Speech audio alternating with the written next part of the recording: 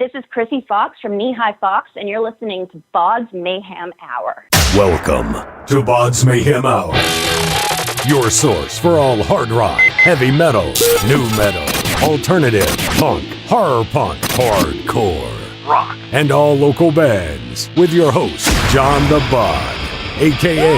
the Bodfather. Hey everybody, welcome to BODS Mayhem Hour. I'm your host, John the Bod, a.k.a. the Bodfather. And as always, I bring you guys awesome interviews. Today is an honor and privilege to have vocalist of Krsy Fox, Miss Krsy Fox. We're going to be talking to her about their full-length album, Jawbreaker. And it's out right now. I'm going to talk to her about that. So, Krsy, how's it going?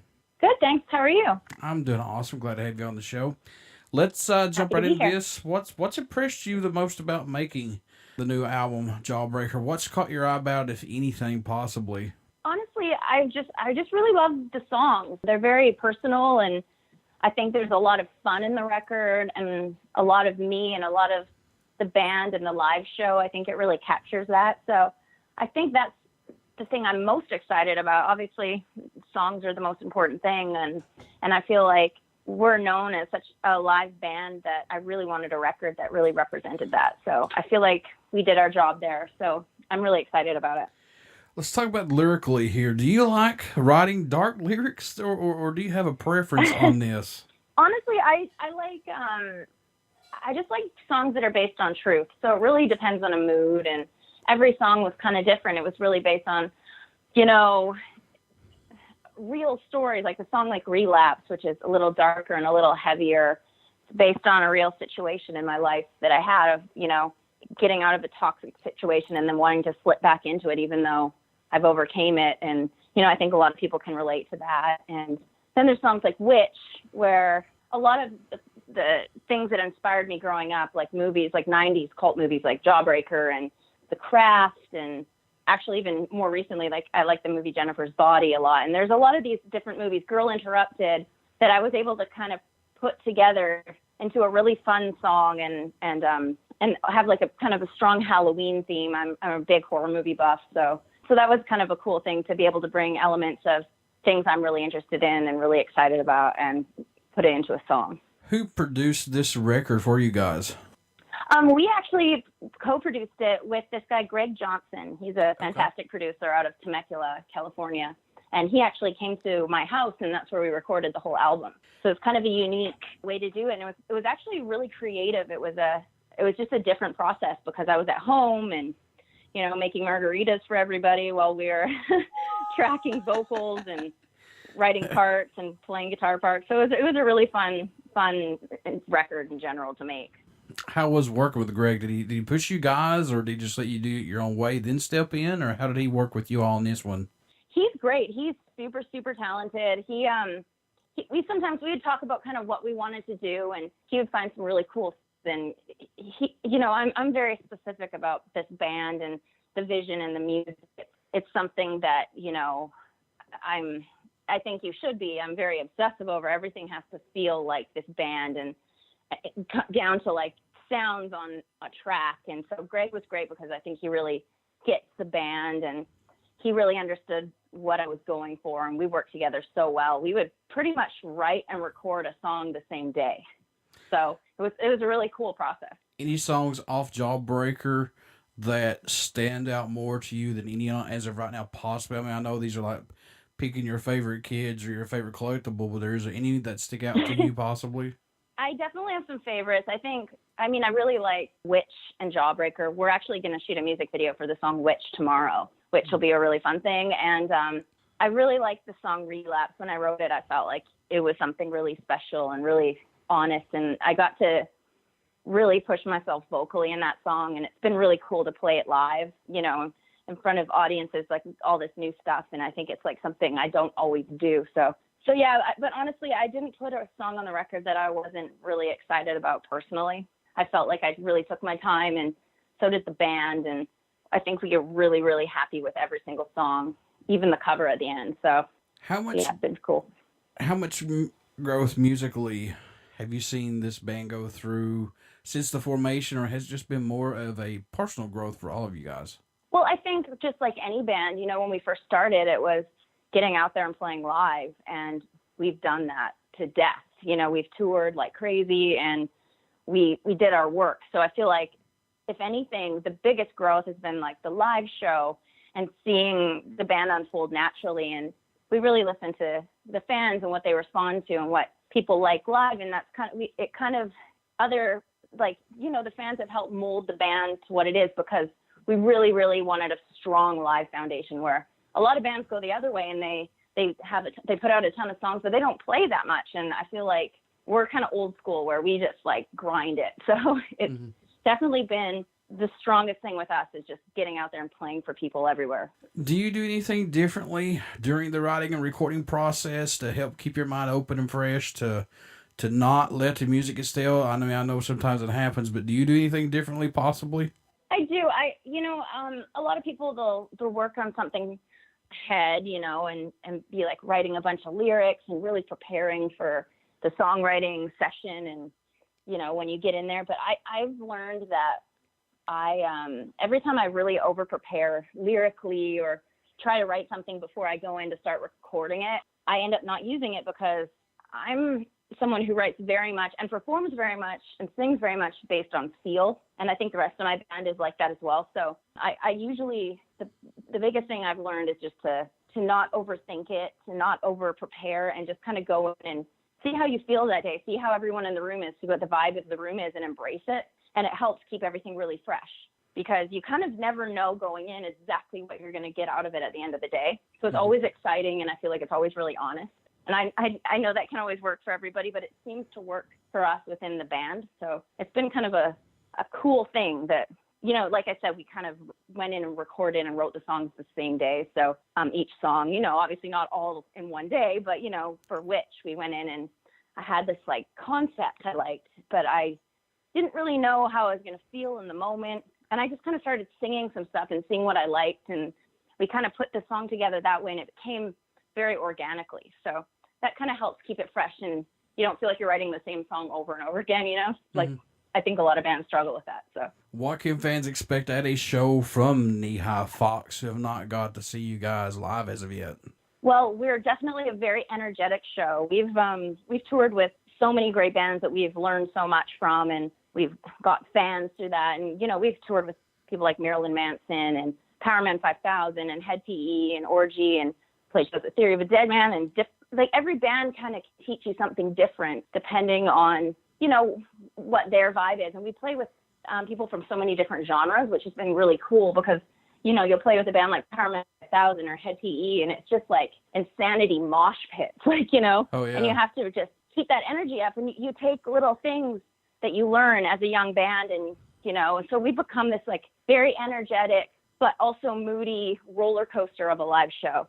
I'm very much like, I don't know, like a girl scorned, I guess, you know, and some songs I'm down and some songs I'm up, and there's a lot of different dynamics in our songs that we do live that are a little different from the recording. So it's kind of a cool thing. You know, if you dig our music, it's definitely something we'd love to see you come out to a show.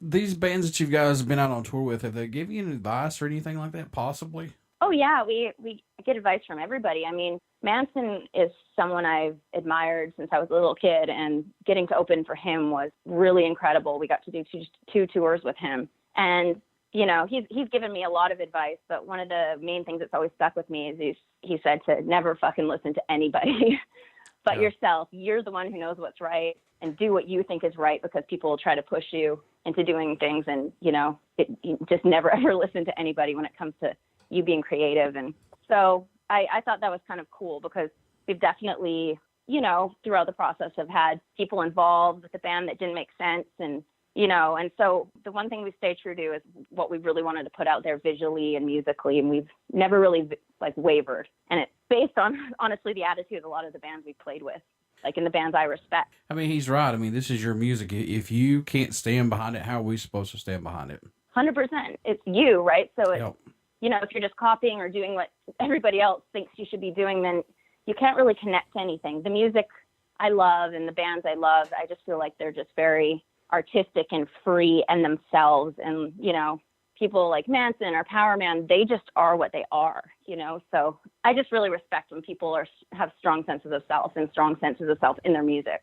We're living in the digital era of recording albums and plus social media. Do you like this that we're living in, to get albums out quicker and plus to reach out to more fans with social media and everything like that? There's so many great things about it, especially being a young band like us. You can put so much out there. I direct all of our videos and I edit them, and I'm so involved in every little aspect, and I can turn around a lot of stuff. There can be a lot of content that before that, you'd have to wait 2 years to get anything new from your favorite band, So that part of it's great. I mean, there's some of the old school ways that I really love too. Like I miss the days of, music videos on TV and, like the so-and-so's going to debut their new music video at 5:00 and everyone's sitting around waiting for it. And, I miss those things, but I definitely think we're in a really exciting time for music where there's so much out there and so many different bands to discover. And I love discovering new bands too. So I think it's really cool for, a younger band like us. What does Krsy Fox bring to the table for music that's not out there as of right now, possibly? Honestly, I think a lot. I think when people are like, what type of music, someone asks, what type of music is Krsy Fox? I don't think we necessarily fit into a category. I mean, we have elements of like kind of a punk rock vibe. We have dark alternative. We have poppy kind of choruses. I rap sometimes. There's a lot of different elements, and I listen to so much different types of music that, I get inspired from so many different things. And so I think, we always kind of took a different path, and sure, it might be easy to kind of try to follow and be a baby version of another band. And, it might be easier for us it makes more sense. But in the long run, I think that you build something around your band by being very unique. Mm-hmm. And so I think that's been like the number one thing for me, is just not conforming into anything and just doing what we do. And I think we're a very unique, different type of band. So support-wise, is there a country or a location that stands out more to you or even surprises you guys get support from that area at? Well, America's been amazing, honestly. Like, we've been so lucky. There's so many great cities here that love our band. And, we're LA-based, and because we've toured so much, there's, Houston is a big market for us. There's all these, like, going out to, like, Tennessee is great. But I've noticed it a lot that we get a lot of traffic from the UK and Germany, because we have this song called Lolita that has done really well streaming-wise overseas. And I think a lot of people discovered our band because of that song. So yeah, it's been really cool. We've been working really hard to get overseas, like, as soon as possible. That's kind of the next goal for us. What made you want to become a musician? What was that spark for you that said, yeah, that's what I want to do right there? It kind of just happened. I've always been really, really obsessed with music. And I was the kid that would go home after school and just lock myself in my room and listen to music all day. Like, I had to go downstairs for dinner, I was bummed. So I was always, and I always wrote, and, but it was kind of more of a hobby. And I was actually an actress as a kid, and through my early, like pretty much my early 20s. And then I started kind of co-writing with some different bands, and I ended up having some really big hits with the band Theory of a Dead Man on their Scars and Souvenirs record. We wrote this song called Bad Girlfriend and Hate My Life, and it kind of just changed everything. It wasn't something that was my main focus, and then all of a sudden other bands were calling me to come write with them, and I got really passionate about the writing side of music, and I decided to put the acting thing on hold, and I just put all my energy into that. And then after doing that for a while, I was like, I need my own creative outlet, so I started Krsy Fox with my bass player Simon up in Canada, actually. And we moved down to LA, and the rest has kind of been history. Okay, so you said you are a horror buff. That's right up my alley. So, oh, great. Okay, cool. What is your favorite series so far right now for horror movies? Favorite series of horror movies? Yeah, like Halloween, Friday 13th, stuff like that. Well, my favorite horror movie across the board, no question, is the original Texas Chainsaw Massacre. That's like a movie I could watch every day if it was on. But then if you're talking about like a full series, I think I really love the Halloween series. There's something really scary about, I get less freaked out about the paranormal stuff, and I'm more freaked out about the, guys with a knife or chainsaws or, but I like to be scared. So I'd probably say though, Texas Chainsaw Massacre is like top of my list. I love The Exorcist, and I love, I think The Strangers as a newer movie was incredible. I thought that was so scary, right up my alley for the kind of more real life home invasion type thing. But what's your favorite? Halloween. Yeah. Yeah, Halloween's been The my original? favorite. Yeah, Halloween's been my favorite ever since I was a kid. Oh, that's cool. Rob Zombie's Halloween's? No, not a chance. No, you didn't like it? I thought it was. No. I thought he did a good job. You know, it's a hard act to follow. But I thought they were really scary too. They were well done. But of course, you know, it's hard to beat the original with Jamie Lee Curtis. Yeah, and I'm anxious to see the new one that's coming out this year. Oh yeah, I know, right? They're filming it right now, aren't they? Yeah, yeah, they are actually. I cannot wait for that to come out. Hopefully, man, this director that's involved, I heard that John Carpenter had his hands in this too, so we'll see. We'll see how it goes, but very anxious to see how this actually plays out. Yeah, there's been some really good newer movies coming out. I actually thought the new It was really well done, and I know people kind of go back and forth, and of course I love the original, but I thought they did a really good job on the new one as well. Yeah, I agree with that. I'll get in battles with people. Some people just hated it, but a lot of people really loved it, and I thought it was really good. I agree with you. I thought it was really good. It's very hard to follow up on a classic. It's very hard to redo it. So I think that they did it pretty good justice, if you ask me. Yeah, I totally agree. I think it's a hard thing. You know, that's how I felt about the Raw Halloweens.